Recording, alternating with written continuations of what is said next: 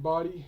Mr. The Fanboy here, back for another review, and this time this is my late, out of date review of the January, what was it? The January 11th edition of Impact Wrestling on Pop TV. And this is the second Impact Wrestling show of 2018. I also did one of the first of the previous week's the previous week's edition of Impact Wrestling. I can't remember the date, but I'll upload that too when I'm finished here when I'm finished with this review. But with that being said, another awesome another awesome edition of Impact Wrestling. I'm gonna go right through the review. This is also my thoughts on the several departures, the several departures, and the two recent acquisitions to Impact Wrestling. This is also my thoughts on what I've been wondering for a long time. Now that Jeff Jarrett has left Impact Wrestling, who runs Impact Wrestling now? So I'm going to review Impact Wrestling, then I'm going to talk about all of that. With that being said, let's get on with the January 11th edition of Impact Wrestling. The show starts off with Bobby Lashley and Dave Lambert coming to the ring, mocking the fans for cheering a wrestler like James Storm, comparing their standards to that of cockroaches, for cheering a cowboy and a drunk like James Storm, and mocking how they sent James Storm out of wrestling. James Storm out of wrestling. They went on and on until Moose came out to the ring. Moose came out to the ring to attack both of them. He attacked Lambert, but Lashley and KM, who also interfered, immediately got the advantage. But Lashley immediately got the advantage. Then KM then came out to even up the odds. Then Eddie Edwards came out. To even up the odds. For Moose. And so now later for the night, these two teams, Bobby Lashley and KM with Dave Lambert, would meet Moose and Eddie Edwards in a tag team match as your main event. Your first official match of the night was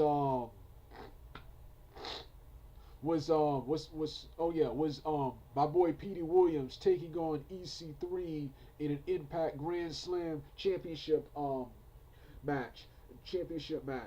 Awesome match, man. Awesome match. The match ended in no contest when this was the coolest part of the match. The match ended in no contest with Matt Sydal came from the crowd with a beard and brutally attacked EC3 and declared his intention to challenge EC3 for that belt the next week.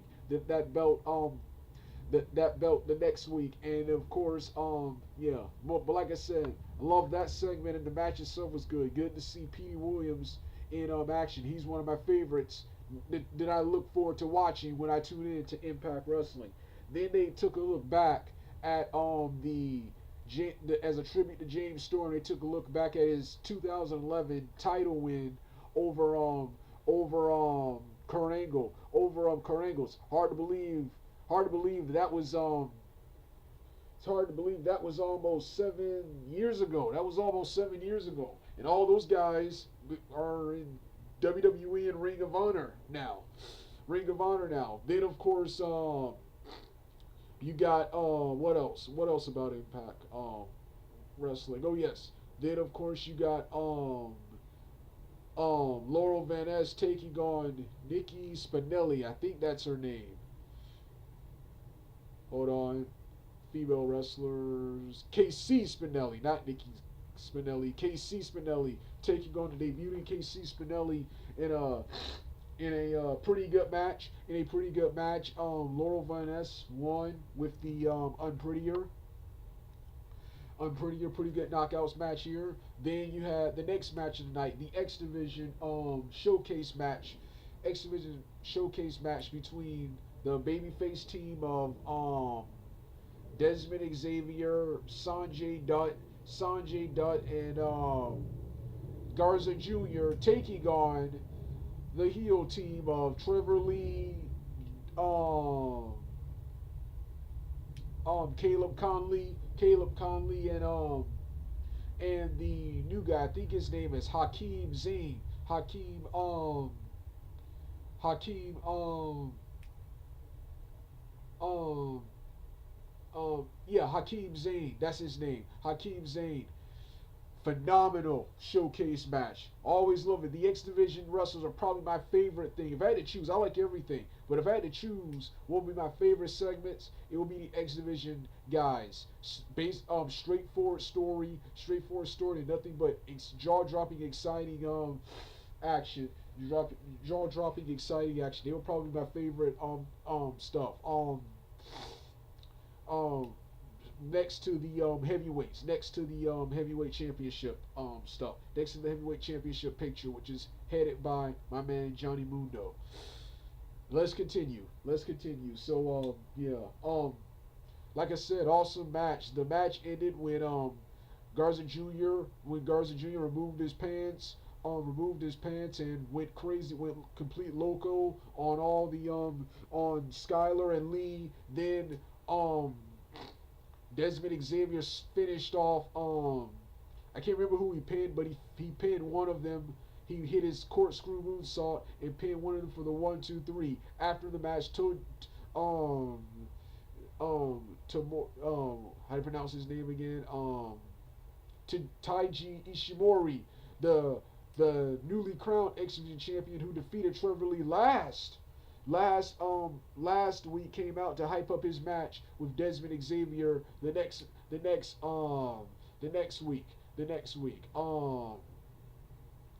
week, and then of course the next week, then of course the next week. With that being said, let's continue. Then of course you got the main event of the evening. That was Eddie Edwards and Moose taking on Bobby Lashley and KM, who recently joined America's Top Team.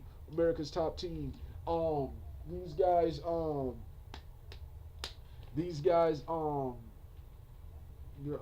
once again another awesome match. Nothing really special here happened here, but another exciting main event to end Impact. The match ended when KM hit his finisher, a modified a power bomb into backbreaker maneuver. I keep forgetting what he calls it. Hold on, I'm on Wikipedia now. I can check right now.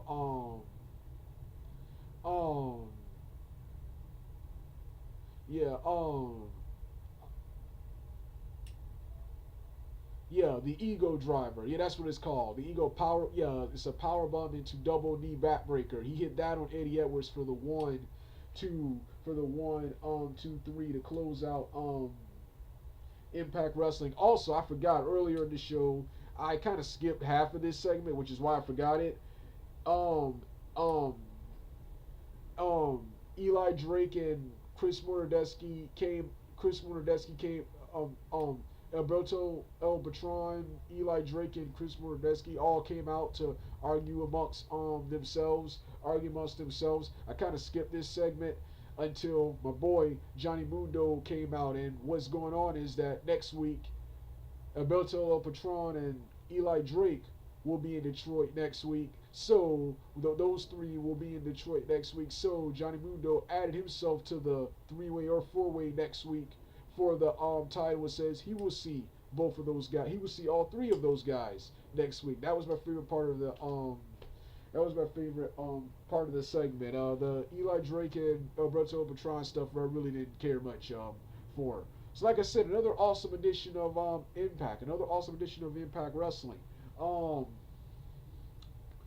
Yeah, I would have gotten this out sooner, but I was just lazy and never got around to recording it on time, and accidentally took another long nap. And like I said, I told you the problem I have with my webcam during the day. So that's why you see a lot of videos at night. But from now on, this is what I'm going to do for my late, out of date reviews. First part webcam, and the second part narration. Narration. Now continuing. So yeah, that was Impact Wrestling. That was the January 11th edition, 2018 edition of Impact Wrestling. Now it's time to talk about the recent Impact Wrestling news and departures. First off, let's get the departures out of the way first. First of all, um and I'm saddened to hear that Laurel Van Ness, Bobby Lashley, and EC3 have all parted ways from Impact Wrestling. I heard last year where it was rumored that both of these guys were leaving. Bobby Lashley, I kind of saw leaving, but I was hoping that EC3 would stay just a little longer, would stay just a little bit longer. I wish EC3 would have stayed a little bit longer, especially considering the two acquisitions TNA had recently acquired, which I'm going to get to later. But after seeing those two guys sign with Impact Wrestling, I really wish EC3 would have also stayed with Impact Wrestling. Bobby Lashley, I'm saddened to hear, but I'm not surprised to hear. Lashley, I was hoping it wouldn't be true, but I had a feeling that Bellator or his fight manager in Bellator would probably convince him to focus his attention more on fighting instead of doing both. But I miss Lashley playing two. I love Lashley playing two sports, wrestling and MMA. But his fight manager made him choose made him choose between two, and he's not getting any younger. He's like 41 years old. 41 years old. So I can see why they would do this. This is also part of Impact's Wrestling's um here's one of the things I did like before I get back to the departures. Here's one of the things I did like. Impact Wrestling promised that with their move to Canada to sign more Canadian and international based talent and train and develop people for the ring. Once again, continuing from what Al Snow was going to be doing, creating their own developmental or power plant like facility where people can learn the secrets and trade of wrestling and develop their own develop their own stars. Because as the one of the many problems with TNA when it comes to competing with WWE and all the other promotions, they cannot give the money, they cannot pay the money that WWE in places like New Japan can pay. So it's good. So it's they can't compete with that money. So it's good to develop and sign. It's good to sign and develop, train and develop your own guys instead of constantly trying to sign everyone. It's cool signing talent, but develop some homegrown guys, kind of like what WCW did back in the day with the power plant, with the quote unquote power plant. And I want Impact Wrestling to have something like that. New Japan has that with the dojo in Los Angeles, California, the New Japan dojo. Um, yeah. Now the next thing I want on this list, the next thing I want to talk about was the next thing I wanted to talk about is oh yes, Laurel Van Ness, her departure from wrestling. Laurel Van Ness, I was really enjoying her work. I was really enjoying her work, and it's saddened to hear that she um that um that um that um um um that that she something happened and she requested her release from she requested her release something she wanted her release from Impact Wrestling, but because she just won the title, they postponed her release to her losing the title, so she's gonna lose the title back to Ali, and then and then and then depart from Impact Wrestling. But yeah, sucks that she left when what's his name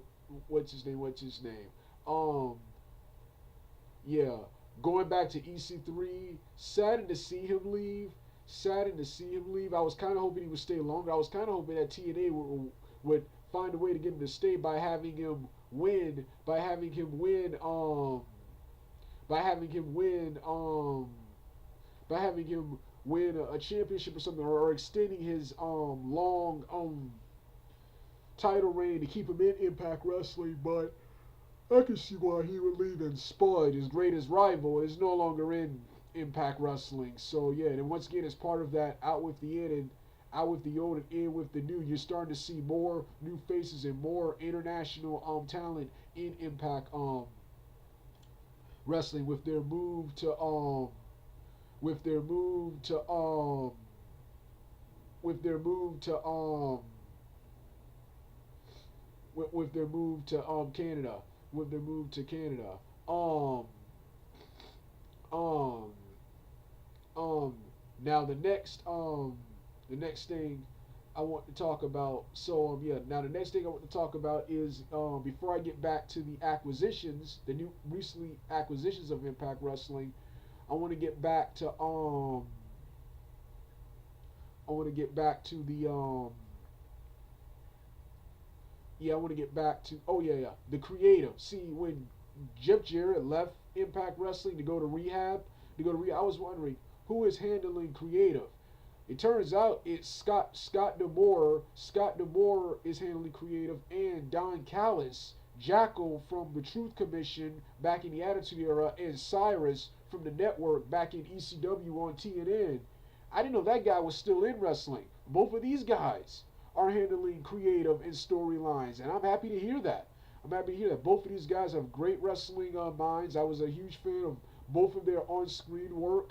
Scott Demore loved his heel run back in the Team Canada days. Loved Jackal's heel run in WWE in the Attitude Era, and of course his Cyrus the Network character, Cyrus the network character. So yeah, I didn't. But now Scott Demore I knew, and I remember Jeff Jarrett saying he was working more with Scott Demore, which I was happy to hear, especially with the. But I didn't know Scott Demore was on creative. I knew he was training wrestlers for the ring, but I didn't know he was also on creative. I'm happy to hear that he's on creative, and all of these departures. Now that I know that he's on creative, all of these departures are not too surprising. Now that I know that he um um now that I know that he is head of creative, but I just thought he was training people. Then you had Don Callis, who, like I said, I didn't think this guy was in wrestling anymore, or at least not in any like major wrestling company. But yeah, happy to hear that he's back. Happy to hear that he's back. So yes, I love TNA's new creative, probably the best creative team they've had in a long time. In a long time. Now, um, now let's go to the recent acquisitions. Of course, last year you had at Bound for Glory, since I haven't reviewed Bound for Glory yet. I haven't reviewed Bound for Glory yet. I'm going to do that when I'm done with this. Since I haven't reviewed Bound for Glory yet, I mentioned or in Bound for Glory, Jimmy Jacobs, who I hadn't seen in a while, debuted at Bound for Glory. He has a gimmick now where he just refuses to wrestle matches. It has Congo Kong wrestle in his place. He does announcing and everything, but wrestling. Hope this ends soon because I really want him to wrestle. I love what they're doing. I love his character, but I really want this to end soon because I really want Jimmy Jacobs to wrestle again. But I haven't seen him in actually 10 years. The last time I saw him was in Ring of Honor Video Wire 2008. 2008. I haven't seen him in 10 years. What's his name? Then you have Solomon Crowe, the newly debuted Sammy Callahan, helping Ohio versus Everything, OVE, Ohio versus Everything, defeat LAX to retain their titles at Bound for Glory 2017. Love the new guy Desmond Xavier. I think he debut at the Destination X edition of Impact Wrestling. Desmond Xavier. Hakeem Zayn, he's pretty cool, a pretty good heel wrestler, and I love Taiji Ishimori, I saw he wrestled in an unannounced match at Bound for Glory 2017, and it was awesome too. Then when I saw that, I was like, you know what, this guy would be this guy will be a future X Division champion. I thought that'd be like several months from now. That was just a couple of months from now. On the first Impact of 2018, defeating Trevor Lee for the Impact Wrestling Championship. Awesome. He's already champion. Taiji Ishimori. Yeah, he's part of the talent exchange between Impact Wrestling and Noah. Yeah. Yeah. What's his name? What's his name? Then the more recent the three more recent acquisitions. You had Tyrus coming back. This is one of the things I hate about EC3 leaving. Happy to see Tyrus back, but I don't see no point of him without EC3. Do not see a point of him returning without EC3. So I'll interested to see where he goes, but I don't see a point in bringing him back without EC3. But it is good to see him back though. Next is oh yes, Brian Cage. I've been wanting to see him in Impact Wrestling since his gut check years ago. I've been wanting to see him in Impact Wrestling. Happy to hear he's finally crossed over and signed with Impact Wrestling. He will be immediately feuding and will be Bobby Lashley's exiting opponent in feud. Then of course, I couldn't believe it when I read it, and I made sure it wasn't a joke or something, or a clickbait to get views. But no, Austin Aries is back in Impact Wrestling, and in a couple of tapings from now, he will defeat Eli Drake. He will defeat Eli Drake to once again become the Impact Grand Slam, the Impact Heavyweight champion. I think he also defeats Matt Sydal. Yeah, I think he defeats Matt Sydal to cash in his title for the heavyweight title. I read somewhere he also defeated Matt Sydal, but I don't know much about that. But I'm happy to hear he's back and is the heavyweight champion, man. Happy to hear Austin Aries is back. I didn't mention that in my WWE video. I didn't mention that was one of the other terrible things about WWE in 2017 was the horrible misutilization of of Austin Aries and Neville too. I also hope to see Neville in the Adrian Neville in the future when his 90-day no complete clause is up. It'd be cool to see him in Impact Wrestling or see him back in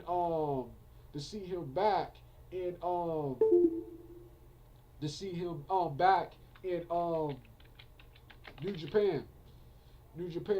Pro Wrestling.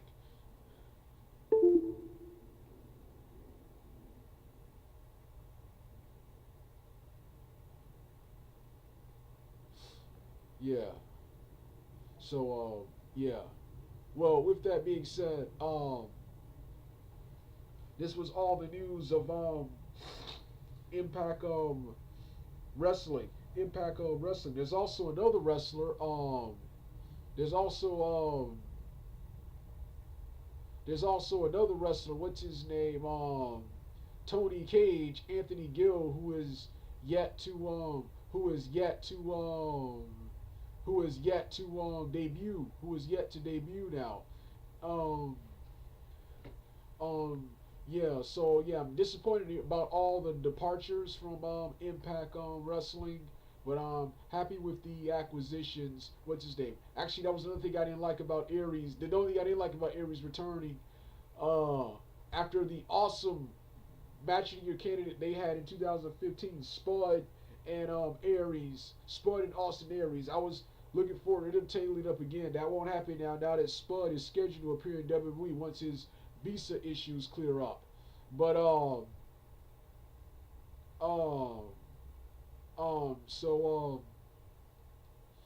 yeah, yeah. I've been wondering. I hope they use Braxton Sutter more. And DJZ is inactive with a neck injury. So is Idris Abraham and Andrew Everett. Hope he appears again in the future. Mario Baraka, he is out with a leg injury. Wonder where Laredo Kid is. I wonder where Laredo Kid is.